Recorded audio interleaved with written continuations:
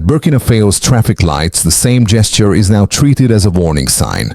Officials argue that roadside begging distracts drivers, fuels accidents, and creates crowded public spaces where criminals can blend in, scout targets, and slip away.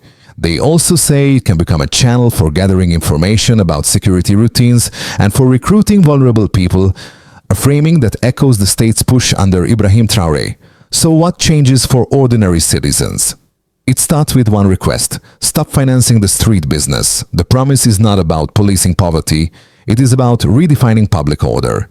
Authorities say the campaign targets a pattern where unmanaged street activity creates cascading risks, starting with traffic distraction and ending with wider insecurity that strains already limited response capacity. Under this logic, every unregulated public space becomes harder to secure, slower to control, and easier to exploit by people with criminal intent. The stakes are practical and immediate. If roadside begging continues unchecked, officials warn that accidents rise, emergency interventions slow down, and trust in state authority erodes because bad practices appear tolerated.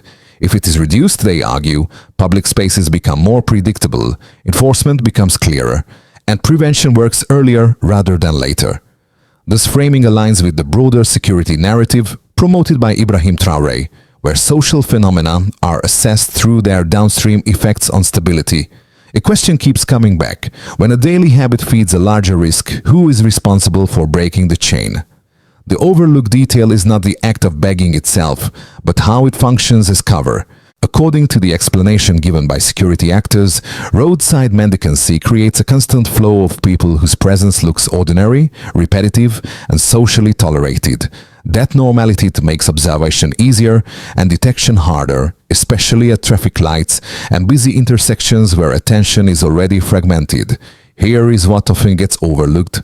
The same locations used for asking alms are described as informal intelligence points. People standing for hours near roads can quietly observe routines, identify who passes frequently, note which vehicles stop, and track patterns of movement without raising suspicion. Several testimonies cited by authorities point to cases where such observation later preceded thefts or armed robberies, turning a seemingly passive activity into an active preparatory stage. This is where the framing shifts from social concern to security logic. Uncontrolled public spaces slow down police intervention because officers must first sort out who is present for legitimate reasons and who is not. Time is lost, identification becomes messy, and offenders gain escape windows. In that sense, mendicancy is portrayed less as an outcome of poverty and more as an enabling environment for small-scale crime to scale up. Under Ibrahim Traoré, this reasoning has been elevated into a broader doctrine. Risks are assessed by how easily they can be exploited, not by how sympathetic they appear. That approach reframes public tolerance as a vulnerability rather than a virtue. The question left hanging is deliberate. If vulnerability is the entry point, does ignoring small signals invite larger failures later? On the ground, the policy is explained less through speeches and more through routine interventions. Officers describe how a single congested intersection can absorb disproportionate attention, pulling resources away from other tasks when something goes wrong. Their role, as presented, is not symbolic enforcement, but early disruption, preventing situations from escalating into incidents that require heavier force. One short case often cited involves traffic lights, where drivers are approached aggressively, windows are tapped, gestures are repeated, and focus shifts for a few seconds. Those seconds, officers argue, are enough to trigger collisions or near misses, especially during peak hours. Another case centers on public spaces where large numbers of idle individuals gather. When an incident occurs, distinguishing bystanders from perpetrators takes longer, and suspects exploit that confusion. The early impact claimed by authorities is not measured in arrest but in reduction of friction. Fewer people between vehicles means fewer distractions. Clearer spaces mean faster identification when intervention is needed. From this perspective, the objective is not punishment, but simplification, shrinking the gray zones where intent is hard to read. This logic reflects a governing style associated with Ibrahim Traoré, where prevention is prioritized over reaction and ambiguity is treated as a liability. The emphasis is on acting before patterns harden, not after damage becomes visible. Put simply, when disorder becomes routine, response becomes slower. The trigger, as described by officials, is simple and repetitive. People position themselves at traffic lights and busy junctions because cars must stop. Attention is divided and the exchange is quick. What begins as a tolerated routine slowly normalizes constant interaction between pedestrians and vehicles in places designed for flow, not negotiation. Escalation follows when this routine scales. More people arrive because the practice appears profitable and unchallenged. Movement between lanes becomes more aggressive, with individuals weaving through cars to reach as many drivers as possible. According to security explanations, this is where risks compound. Drivers are distracted, tempers rise, and near accidents multiply. At the same time, these locations turn into informal hubs where faces become familiar, routines predictable, and observation effortless. Authorities argue that this environment attracts secondary actors.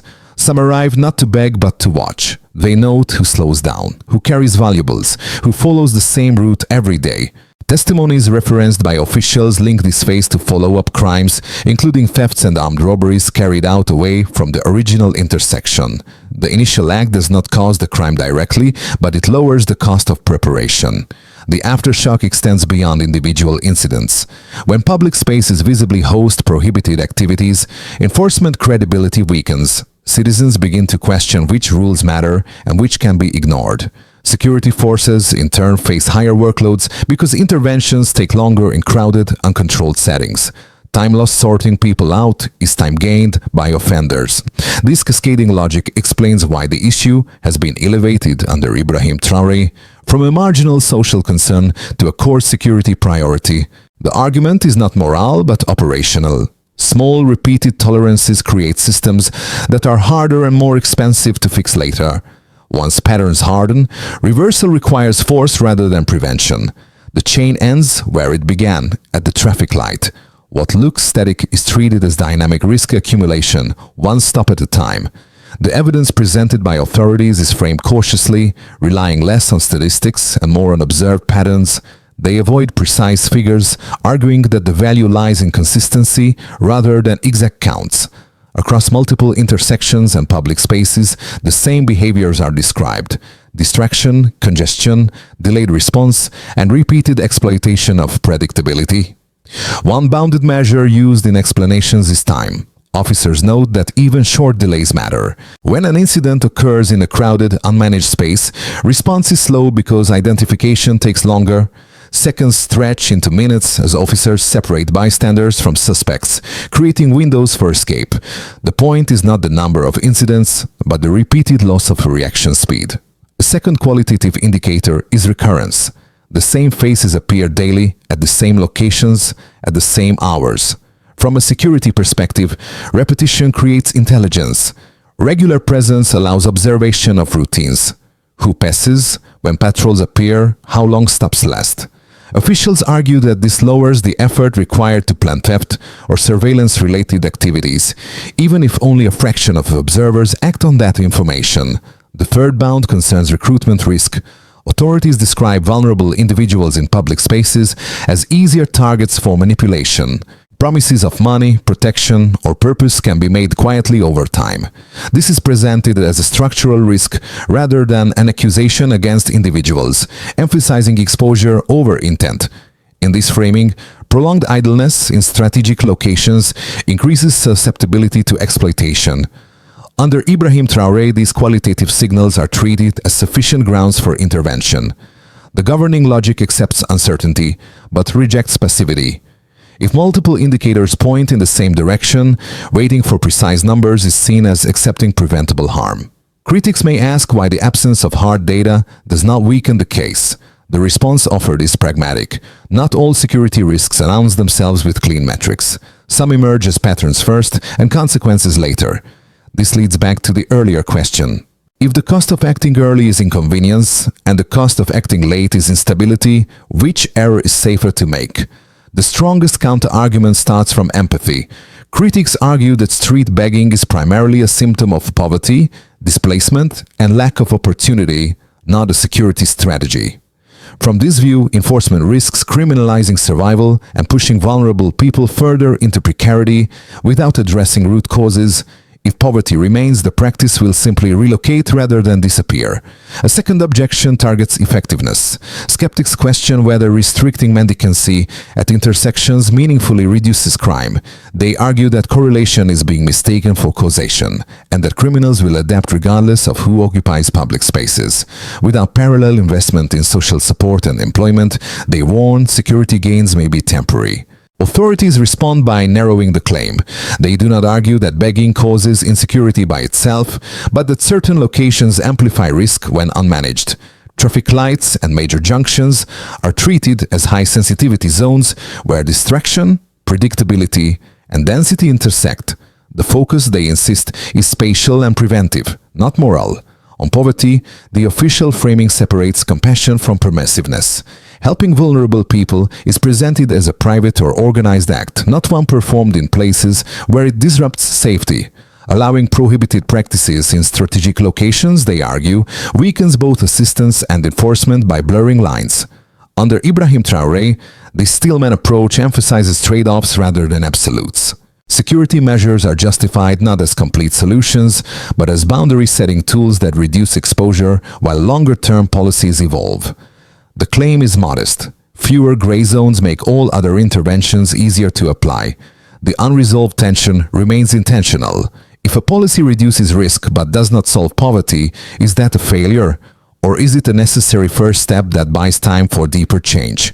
The shift happens when the focus moves from people to places. Officials emphasize that the campaign is not built around who is begging, but where repeated, unmanaged presence concentrates risk. Traffic lights, major junctions, and crowded public spaces are treated as pressure nodes where small disruptions scale quickly. Once that lens is applied, the policy logic changes. Enforcement becomes about protecting flow, visibility, and response time rather than correcting behavior. This reframing explains why awareness campaigns accompany intervention. Drivers are urged to stop giving money at intersections, not as a moral judgment, but as a way to collapse the incentive structure that sustains those pressure nodes. If the exchange stops, the location loses its function as a gathering point. Risk does not vanish, but it disperses. Under Ibrahim Traoré, this place-first logic marks a turning point. It prioritizes system stability over symbolic gestures and treats everyday habits as part of the security equation. Put plainly, remove the node, weaken the risk. From here, the question shifts again. If locations shape behavior more than intent, what happens to daily life when those locations are redesigned or reclaimed? For the state, the immediate consequence is operational clarity. Fewer unmanaged gatherings at traffic lights mean fewer ambiguous situations during incidents. Response teams can move faster, identify suspects more quickly, and intervene without first disentangling dense crowds.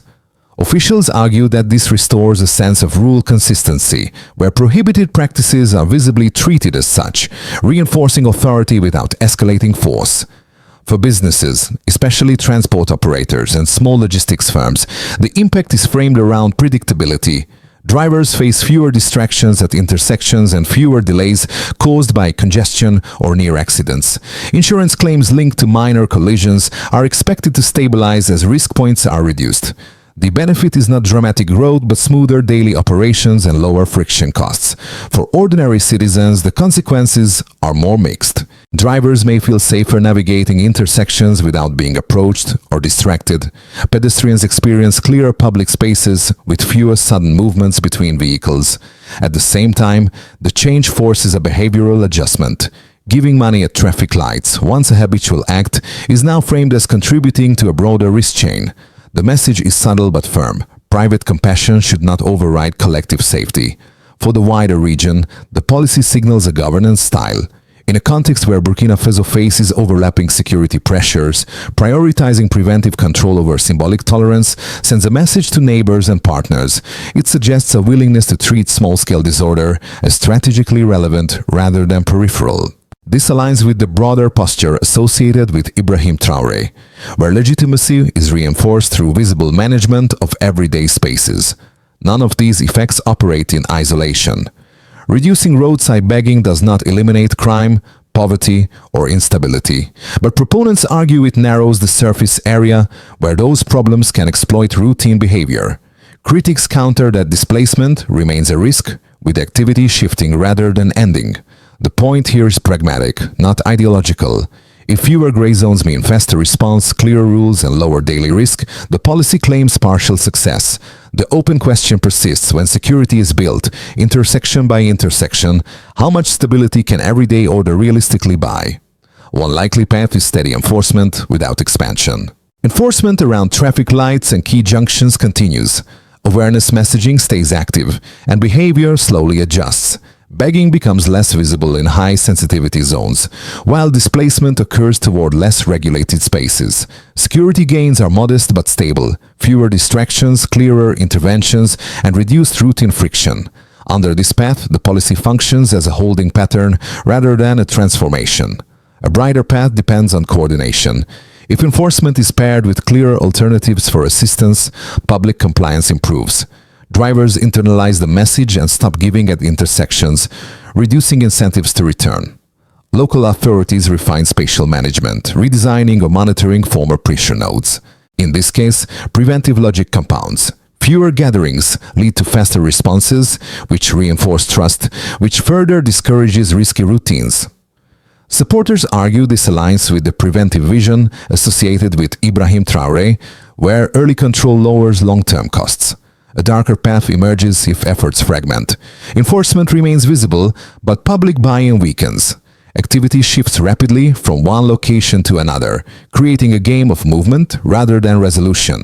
Tensions rise as vulnerable people feel targeted, while underlying hardship remains unaddressed. Security forces spend more time relocating issues than reducing them, and credibility suffers if outcomes appear cosmetic.